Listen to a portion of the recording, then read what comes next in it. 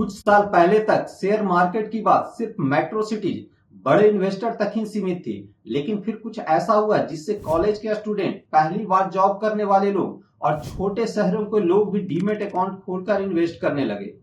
इस चेंज के पीछे सबसे बड़ा नाम है ग्रो का, एक ऐसा स्टार्टअप जिसने इन्वेस्टिंग को इतना आसान बना दिया कि अब शेयर मार्केट हर हाथ में मोबाइल ऐप के जरिए पहुंच चुका है। 2017 में ऐप लॉन्च हुआ, 4 साल तक म्यूचुअल फंड में काम किया, फिर स्टॉक जोड़े, डिजिटल गोल्ड और आईपीओ भी लाया और आज इसके 1.5 करोड़ कस्टमर हैं। महज 7 साल के अंदर में जेरोधा जैसी कंपनी को पीछे छोड़ा। लोग स्टार्टअप के नाम पर पैसे बर्न करते हैं, लेकिन 2023 में ग्रो की कमाई यानी शुद्ध मुनाफा 458 करोड़ था, जबकि 2024 में 535 करोड़ है। ग्रो की कहानी 2016 से शुरू होती है, जब कुछ एक्स फ्लिपकार्ट एम्प्लॉय ने मिलकर ये सोचा कि अगर लोग ऑनलाइन शॉपिंग कर सकते हैं तो ऑनलाइन इन्वेस्टमेंट क्यों नहीं। दरअसल ग्रो को किसी एक फाउंडर ने स्टार्ट नहीं किया था, बल्कि 4 दोस्तों ने स्टार्ट किया था। ललित केसरे, हर्ष जैन, नीरज सिंह और ईशान बंसल। ललित केसरे ने आईआईटी बॉम्बे से इलेक्ट्रिकल इंजीनियरिंग में बीटेक किया था। ललित केसरे शुरू से ही कुछ नया करना चाहते थे और उन्होंने एक स्टार्टअप किया भी था, लेकिन उसे 2 साल में बंद करना पड़ा। उस समय उन्हें लगा कि शायद मुझे अभी किसी दूसरे कंपनी में काम करके अपने एक्सपीरियंस को बढ़ाना चाहिए और उसके बाद कुछ नया करेंगे, और इसीलिए ललित केसरे ने फ्लिपकार्ट को ज्वाइन कर लिया। फ्लिपकार्ट में ही उनकी दोस्ती हर्ष जैन, नीरज सिंह और ईशान बंसल से हुई। हर्ष जैन भी बीटेक ग्रेजुएट थे और फ्लिपकार्ट में लॉजिस्टिक और सप्लाई चेन संभालते थे। नीरज सिंह भी इंजीनियर थे और टेक्नोलॉजी डिपार्टमेंट में काम कर रहे थे। वहीं ईशान बंसल फाइनेंस डिपार्टमेंट में थे। तब ललित केसरे कुछ नया करना चाहते थे और उस समय वह फ्लिपकार्ट मार्केट प्लेस में काम कर रहे थे और वहां से वह फ्लिपकार्ट क्विक कॉमर्स में चले जाते हैं, लेकिन उनका रिप्लेसमेंट कोई और नहीं बल्कि हर्ष जैन थे।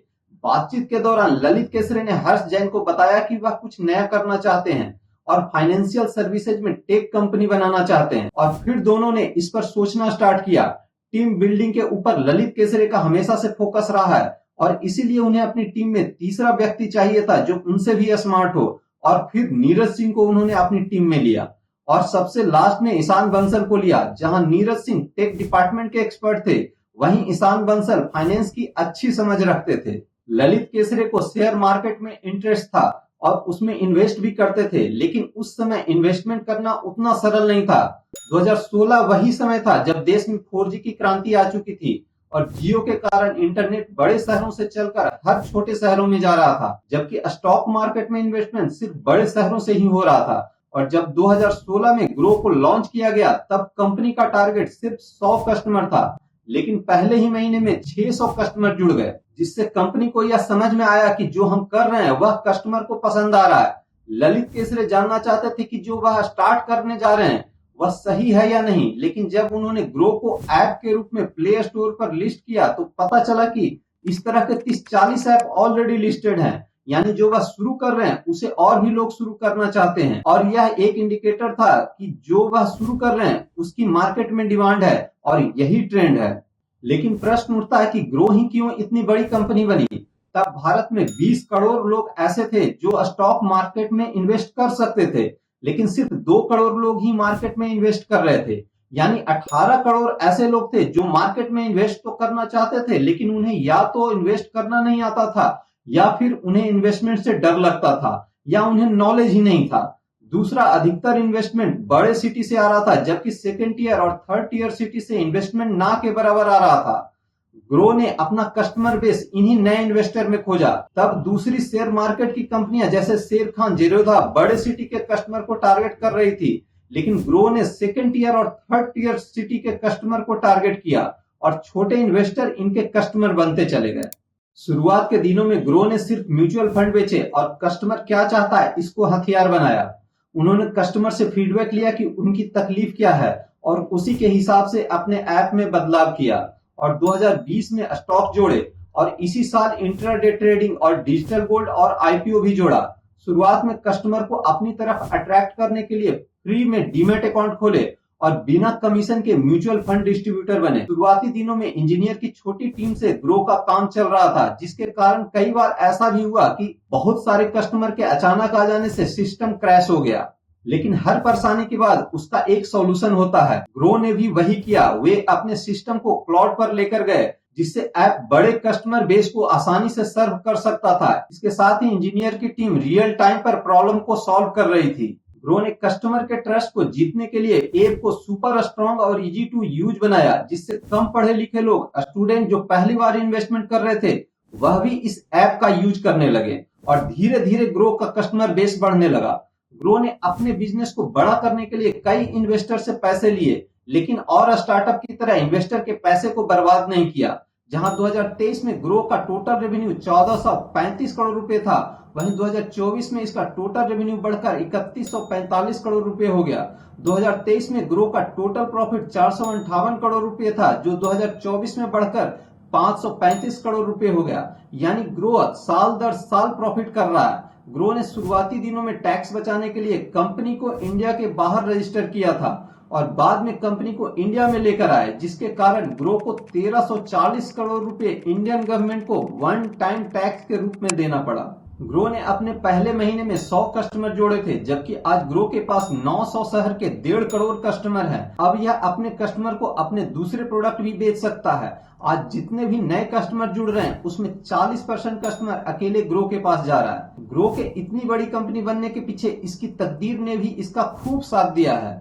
ग्रो का ऐप तब लॉन्च हुआ जब जियो का सिम फ्री में बढ़ चुका था और सेकेंड टीयर सिटी तक 4G सर्विसेज अवेलेबल था।